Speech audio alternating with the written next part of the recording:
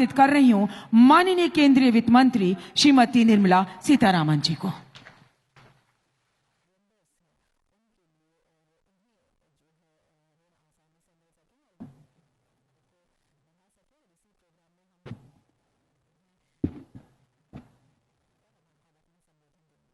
माननीय लोकसभा अध्यक्ष श्री ओम बिरला जी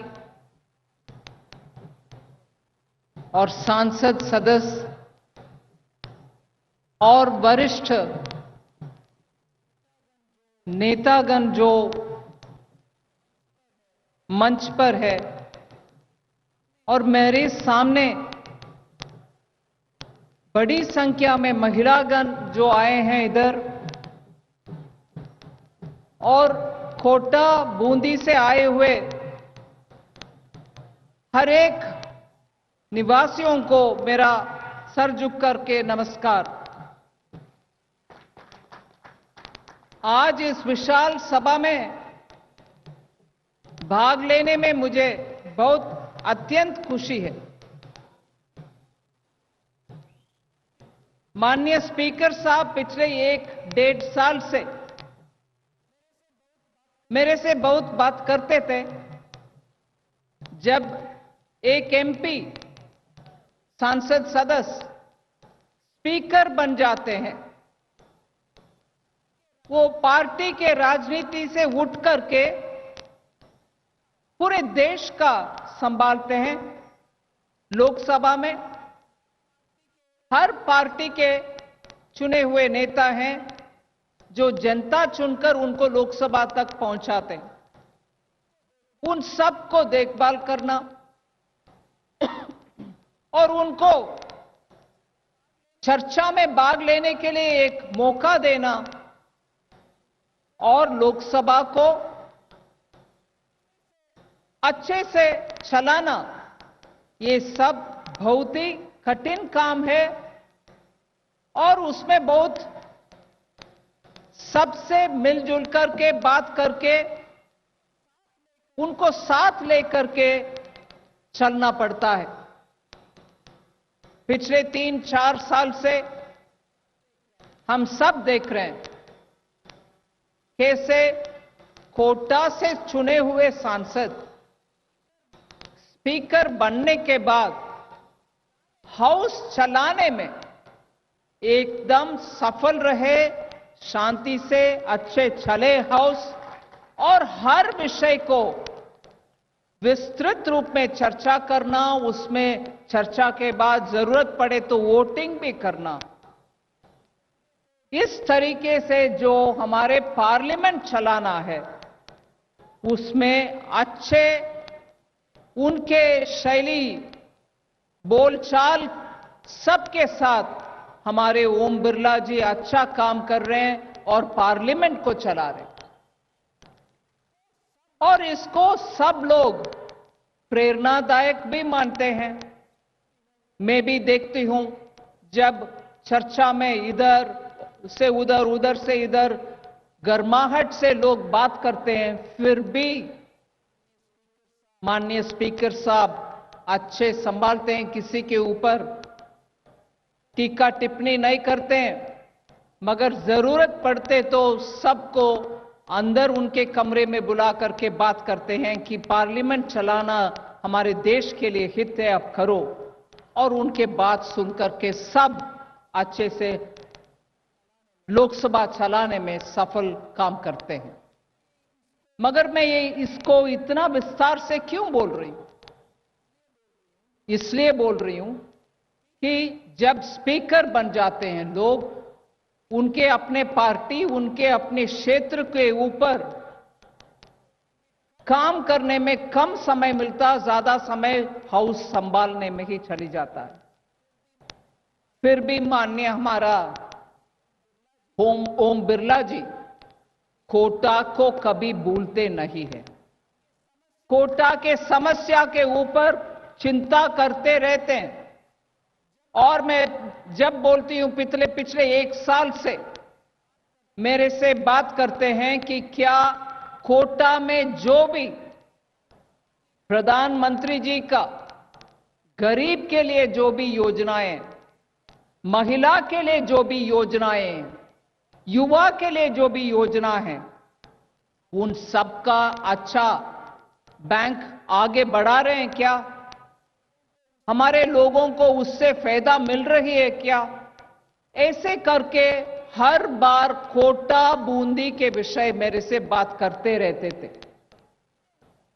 मैंने उसके बाद जैसे हर क्षेत्र के ऊपर बैंकों के साथ बैठ करके अध्ययन करती हूं, उसका नतीजा देखती हूं, क्या अच्छा चल रही नहीं चल रही है। उस दौरे में कोटा बूंदी के ऊपर एक बार विस्तृत तरीके से बैंकों के साथ बात हुआ। फिर बैंकों को मैंने स्पष्ट कहा कि आप अगले 3 महीने के अंदर कोटा में जाकर के हर पंचायत और शहरी या गांव, हर जगह पर जिनको प्रधानमंत्री के एक भी योजना को ना छोड़ते हुए सभी योजना के द्वारा उनको जो उपलब्धियां मिलना है वो मिलने के लिए कोशिश करें, जाकर उधर बैठकर काम करें। ऐसे करके दिल्ली में जो अधिकारीगण है उनको भेजा।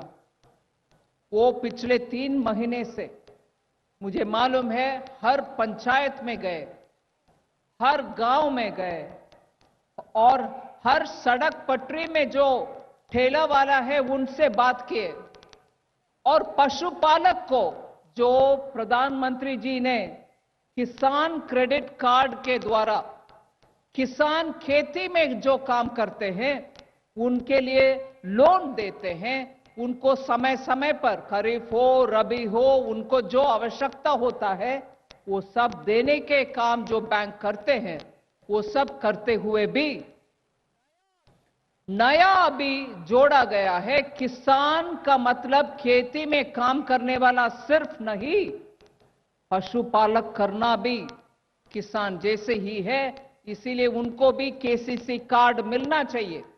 अगर जब केसीसी कार्ड मिलते हैं उसके बाद उनको ऋण सुविधा से मिल जाता है।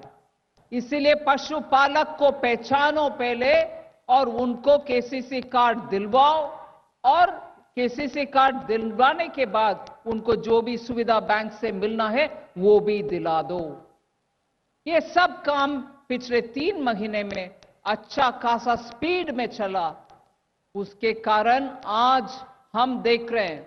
मैं उदाहरण से आज का जो इस कार्यक्रम में फायदा जिनको मिल रही है उनके विषय में 1-2 मिनट बात करना चाहती हूं। कोटा, सिर्फ कोटा में आज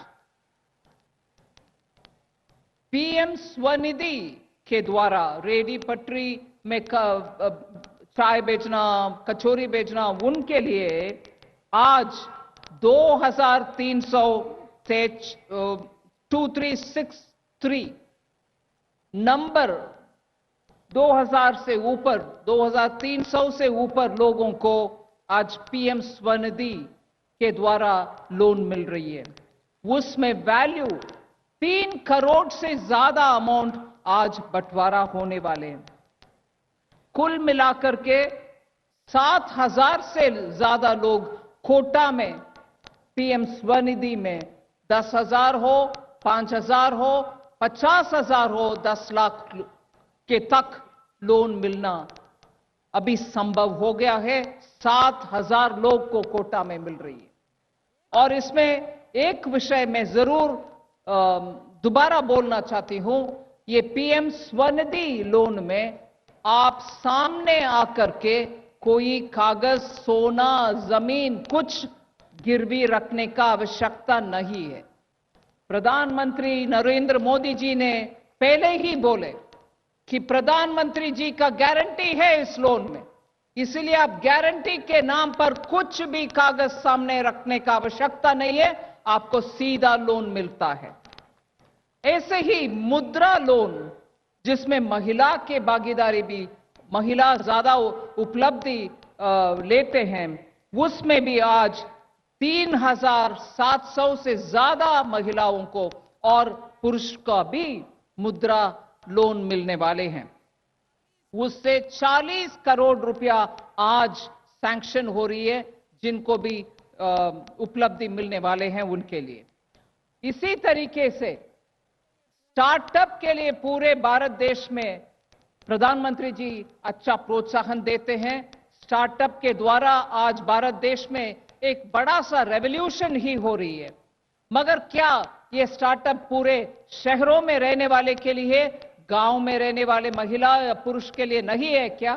बिल्कुल ऐसे नहीं है। गांव में रहने वाले भी स्टार्टअप शुरू कर सकते हैं। आज कोटा में स्टैंड अप, जो गांवों में स्टार्टअप का स्टैंड अप बोलते हैं, स्टैंड अप के नाम पर 20 लोगों को गांवों में ब्रांचेस के द्वारा 2 करोड़ के करीब आज सैंक्शन हो रही है। फिर सबसे बड़ा विषय आज मैं आपके सामने बोलने वाले हूं। हर बैंक के द्वारा एक टारगेट होता है, इस इलाके में इतना अमाउंट लोन दे दो, किसान के लिए इतना, पशुपालक के लिए इतना, मत्स्यकार के लिए इतना, ऐसे करके। कोटा के लिए 10 करोड़ का टारगेट पशुपालन के लिए। मैं आज बहुत ही आनंद से ये विषय कहना चाहती हूं, आज 7,000 लोग से ज्यादा पशुपालन में आज लोन मिलने वाले हैं।